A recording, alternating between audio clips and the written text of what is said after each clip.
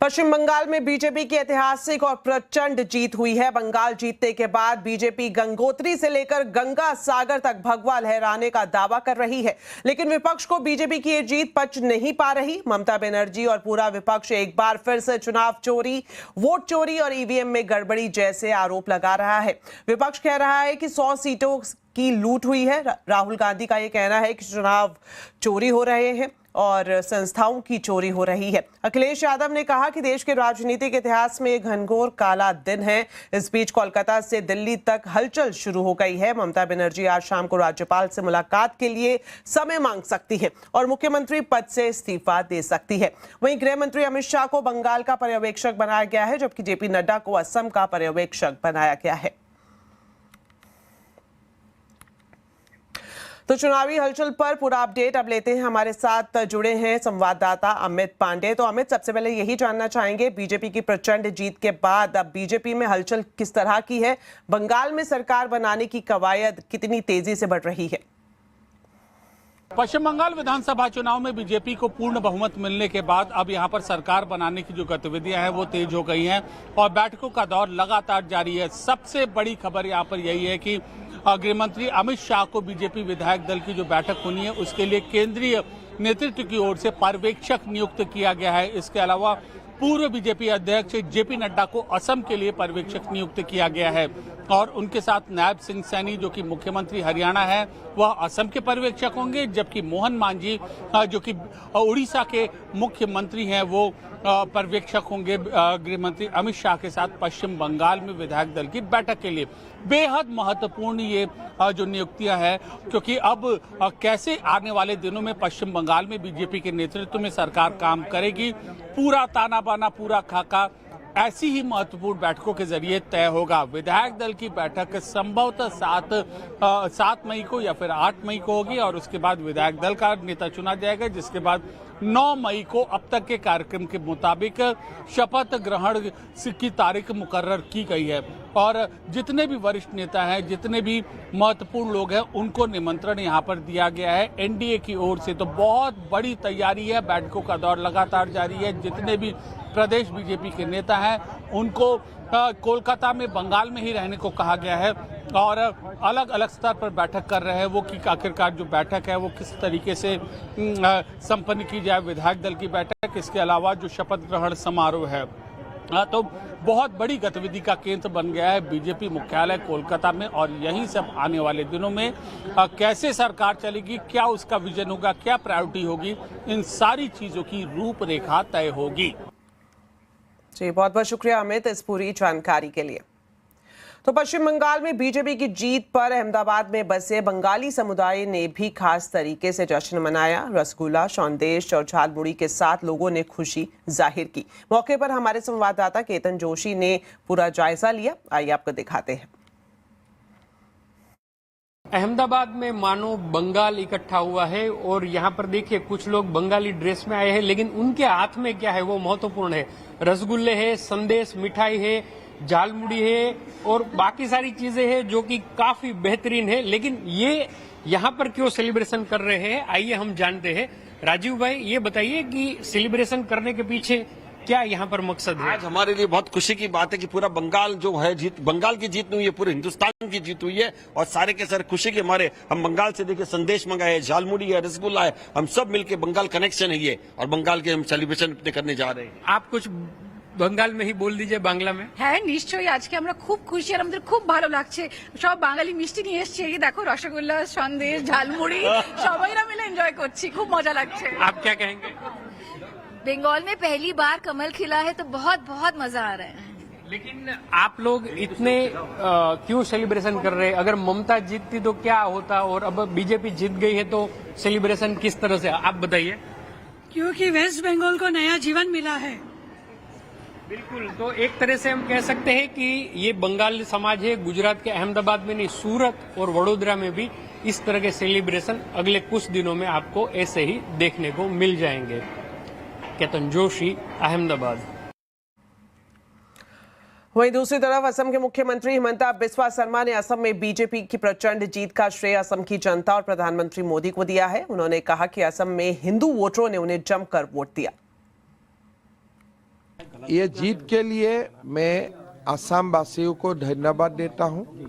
आपने प्रधानमंत्री जी का ऊपर जो कॉन्फिडेंस दिखाया, हम लोग बहुत ही ग्रेटफुल है और असम में विकास का गंगा बहते रहे, इसलिए भारत सरकार और असम सरकार डबल इंजन सरकार काम करेगा। हिंदू जितना जिता सकता था हमें पूरा जिता दिया और मेरा कॉन्फिडेंस था कि Hindu community and Assamese Muslim will vote for us. तो और मुझको लगते थे कि पूरा हमें वोट डालेगा, तो जितना लोग कर सकते थे पूरा एक्सट्रीम लेवल में जाके कर दिए हैं। तो पश्चिम बंगाल और असम के बाद अब बात करते हैं तमिलनाडु की, जहां सरकार के गठन को लेकर हलचल तेज हो गई है। सूत्रों के मुताबिक एक्टर विजय की पार्टी टीवीके बहुमत का आंकड़ा जुटाने में लगी है। टीवीके बहुमत से 10 सीट दूर है। विजय की पार्टी ने पॉलिटिक्स में धमाकेदार एंट्री ली है। थलापति यानी एक कमांडर जो कल तक एक तमिल फिल्मों का सुपरस्टार कहा जाता था, वो अब तमिलनाडु के जननायक बन गए हैं। सिर्फ 2 साल पहले बनी नई पार्टी बनाने वाले थलापति विजय ने 60 साल पुरानी सियासत का चैप्टर बंद कर एक नया अध्याय लिख दिया है। உங்க அண்ணனுக்கு, உங்க தம்பிக்கு, உங்க பிள்ளைக்கு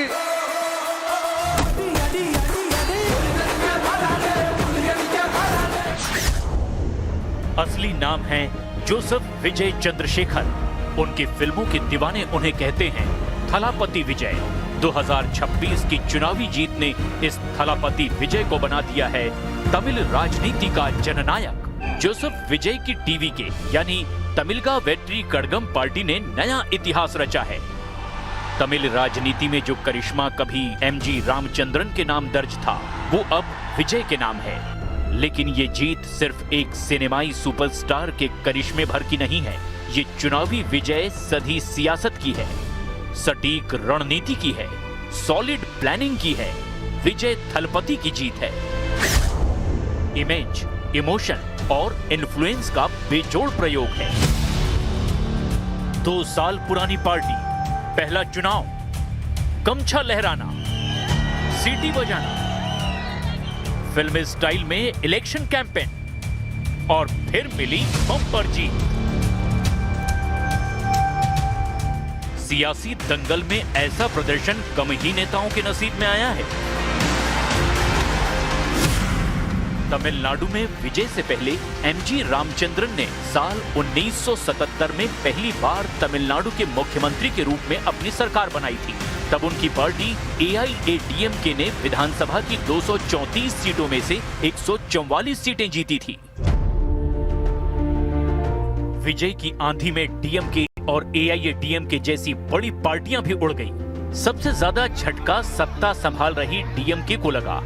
विजय ने हिंदी और हिंदू विरोध के झंडा बरदार स्टालिन और उनके बेटे उदयनिधि की सियासी जमीन ही खिसका दी। एक मायने में जोसेफ विजय ने तमिलनाडु में वो कर दिखाया जिसे रजनीकांत और कमल हासन जैसे सुपरस्टार भी नहीं कर पाए। टीवीके की चुनावी जीत स्टार पावर का असली मतलब बता रही है। साथ ही ये भी कि दक्षिण की राजनीति में स्टारडम सिर्फ तालियों तक सीमित नहीं, वहां ऐसे फैन क्लब हैं जो फोर्स का काम करते हैं।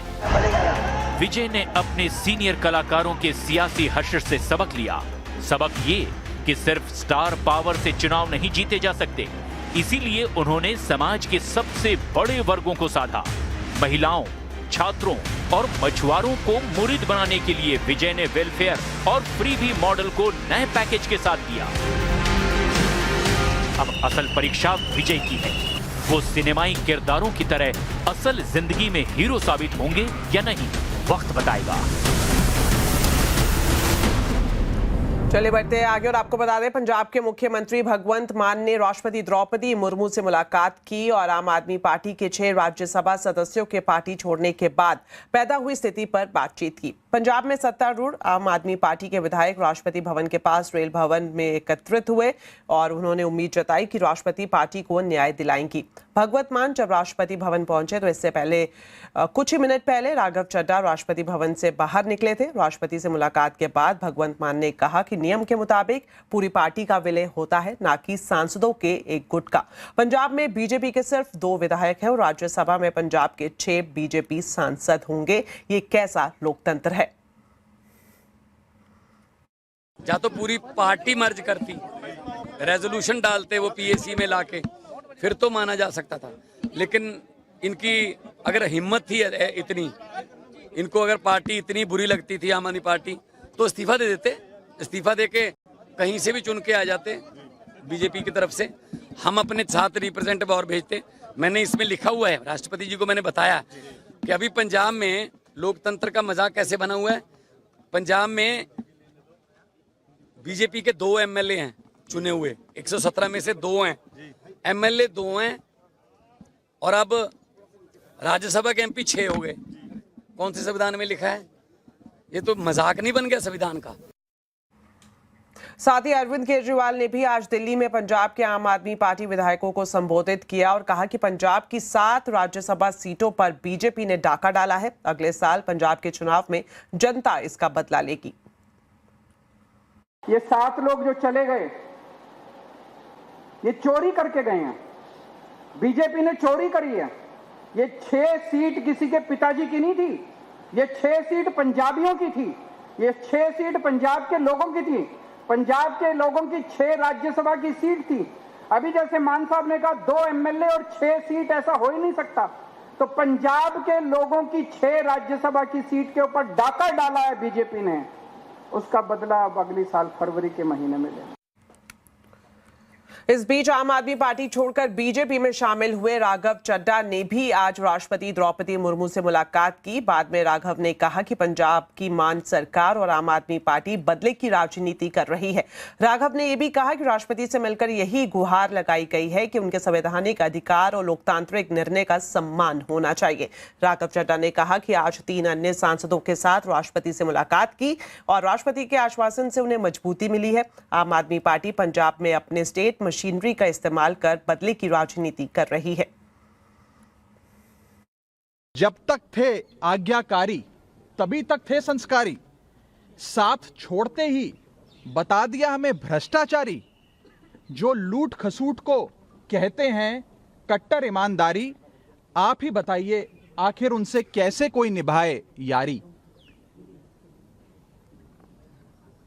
आम आदमी पार्टी जो पानी पी पी कर सुबह से शाम तक पूरी दुनिया पर बदले की राजनीति का आरोप लगाती आती है, वे आम आदमी पार्टी आज अपनी नाव को डूबता देख, वे सांसद जिन्होंने अपना रिश्ता नाता तोड़ लिया आम आदमी पार्टी से, उनके खिलाफ एक बहुत ही डेंजरस वेंडेटा पॉलिटिक्स कर रही है।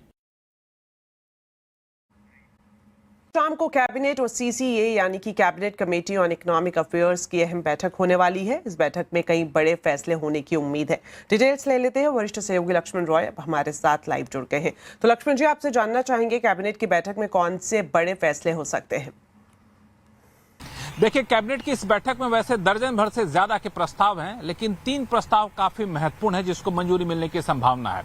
सबसे महत्वपूर्ण प्रस्ताव है छोटे मझोले कारोबारियों के लिए, उनको ज्यादा आसान शर्तों पे कर्ज मुहैया हो सके। इसके लिए इमरजेंसी क्रेडिट गारंटी स्कीम जो सरकार पहले चलाई थी, उसके 5वें चरण की फिर से सरकार शुरुआत कर सकती है। और ये सिर्फ और सिर्फ एमएसएमई के लिए होगा, हर किसी के लिए नहीं होगा। इसको कैबिनेट से मंजूरी मिलने की संभावना है। इसका मुख्य मकसद ये है कि ईरान वॉर की वजह से, ईरान युद्ध की वजह से जो छोटे मझोले कारोबारियों को दिक्कत हो रही है, कहीं कच्चे माल की दिक्कत हो रही है, कहीं पे गैस की दिक्कत हो रही है, इनसे उनके कारोबार पे जो असर पड़ा है, उससे उनके हाथ में नकदी की जो किल्लत हो रही है, उस किल्लत को दूर किया जाए। तो एक महत्वपूर्ण फैसला कैबिनेट की बैठक में हो सकता है। दूसरा जो महत्वपूर्ण फैसला है वो किसानों के लिए है। दरअसल गन्ना किसानों के लिए एफआरपी यानी जिस कीमत पर कम से कम उन्हें कीमत मिलनी चाहिए गन्ने की, फेयर एंड रेम्युनरेटिव प्राइस कहते हैं, उस एफआरपी को बढ़ाने का फैसला सरकार ले सकती है। ये जो एफआरपी बढ़ाई जाएगी अक्टूबर 2026 से सितंबर 2027 के शुगर सीजन के लिए बढ़ाई जाएगी। और ये इसलिए ज्यादा महत्वपूर्ण है क्योंकि जिस तरीके से सरकार एथनॉल ब्लेंडिंग को ज्यादा बढ़ावा दे रही है, इसके लिए जरूरी है कि गन्ने का उत्पादन ज्यादा हो। गन्ने का उत्पादन ज्यादा हो, इसके लिए जरूरी है कि गन्ने की कीमत बेहतर मिल सके ताकि किसान उसके लिए ज्यादा प्रेरित हो सके। तीसरा जो महत्वपूर्ण प्रस्ताव है वह है सेमी कंडक्टर यूनिट लगाने को लेकर के। गुजरात में 2 सेमी कंडक्टर यूनिट लगाने के प्रस्ताव को भी कैबिनेट से मंजूरी मिलने की संभावना है। शुक्रिया लक्ष्मण जी इस पूरी जानकारी के लिए। चलिए बढ़ते हैं आगे और आपको बता दें, वेस्ट एशिया में तनाव एक बार फिर से खतरनाक मोड़ पर पहुंच गया है। अमेरिका ने प्रोजेक्ट फ्रीडम के तहत ईरानी नावों को निशाना बनाना शुरू कर दिया है। इस बीच यूएई के फुजैरा पोर्ट पर हमले को लेकर भारत ने कड़ी प्रतिक्रिया भी दी है। डिटेल्स ले लेते हैं रोहन सिंह से। तो रोहन, क्या पश्चिम एशिया में एक बार फिर से युद्ध शुरू होता हुआ दिख रहा है? जी, अमेरिका ने जब से प्रोजेक्ट फ्रीडम की घोषणा की है तब से पूरे वेस्ट एशिया क्षेत्र में तनाव एक बार फिर से बढ़ गया है। और ये तनाव सिर्फ डिप्लोमेटिक नहीं है, इस बार दोनों ही जो खेमे हैं उन्होंने अपनी जो मिलिट्री एक्सरसाइजेस हैं उसे बढ़ा दिया गया है। दरअसल project freedom straight of Hormuz में को खोलने के लिए जो मिलिट्री एक्सरसाइज है उसका नाम है। और अमेरिका का कहना है कि ताज़ा हमलों में उनके जो 2 हेलीकॉप्टर्स हैं अपाचे और साथ ही सी हॉक, उन्होंने 6 ईरानी बोट्स को निशाना बनाया है। हालांकि ईरान ने इस हमले से इनकार किया है। उन्होंने कहा है कि उनकी तरफ को कोई नुकसान नहीं हुआ है, जबकि अमेरिका का कहना है कि ये जो बोट्स थे ये कमर्शियल शिपिंग के लिए खतरा थे, इसलिए उन्हें नुकसान पहुंचाया गया है। वहीं एक दूसरी चीज जो कि जिस पे आरोप प्रत्यारोप लगातार बढ़ रहे हैं वो है जो फुजेरा पोर्ट है उस पर, यूएई की फुजेरा पोर्ट पे जो ईरान का हमला है उसको लेकर भी आरोप प्रत्यारोप जो है वो बढ़ रहे हैं। इस हमले में 3 भारतीय जो हैं वहां पे घायल हो गए थे और भारत ने इसकी कड़ी भर्त्सना की है। भारत ने कहा है कि ये अनएक्सेप्टेबल है। प्रधानमंत्री नरेंद्र मोदी ने भी इस पूरे हमले की कड़ी निंदा की है और कहा है कि किसी भी ये जो पूरा मामला है इसका समाधान सिर्फ संवाद और कूटनीति से ही हो सकता है। वहीं ईरान का कहना है कि इस तरह का कोई हमला उनकी तरफ से नहीं किया गया है। उन्होंने इसे फॉल्स फ्लैग ऑपरेशन बताया है, लेकिन ये तय है कि ये जो मुद्दा है फुजेरा पोर्ट पे हमले का, ये इस पूरे क्षेत्र को दोबारा से जो तनाव है उसमें डाल रहा है।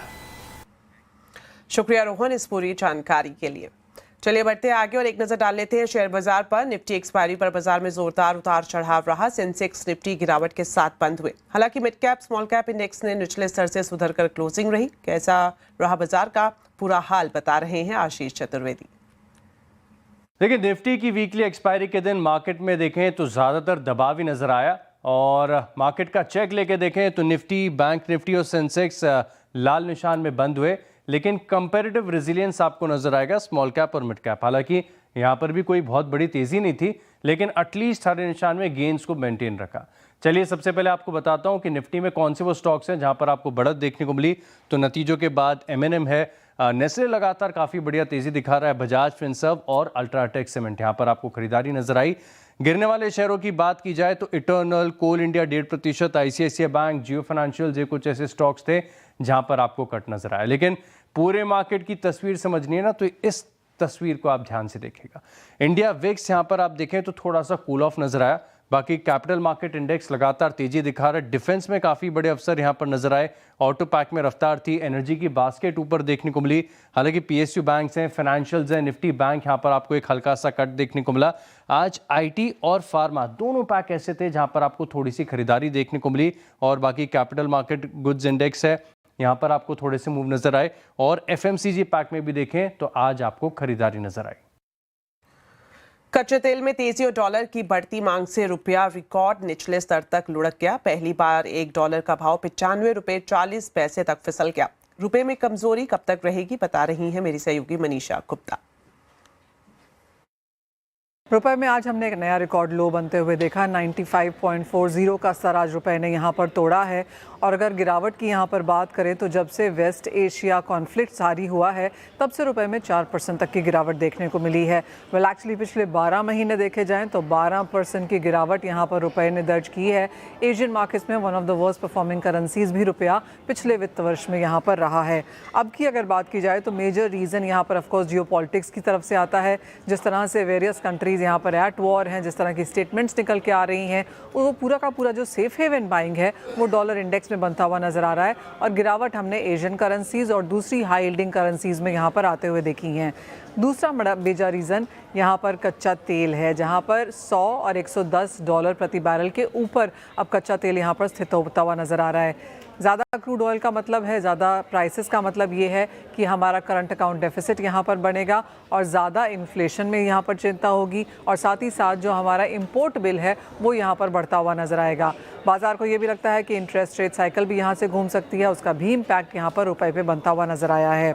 इसके अलावा यहाँ पर मार्केट्स मार्केट्स इंपोर्टर की डॉलर डिमांड दिख रहे हैं।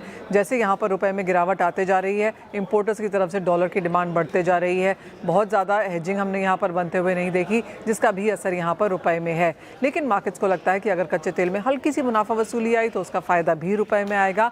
एज ऑफ नाउ 94 और 96 के दरमियान रुपया रह सकता है, ऐसा ट्रेजरी हेड्स का कहना है।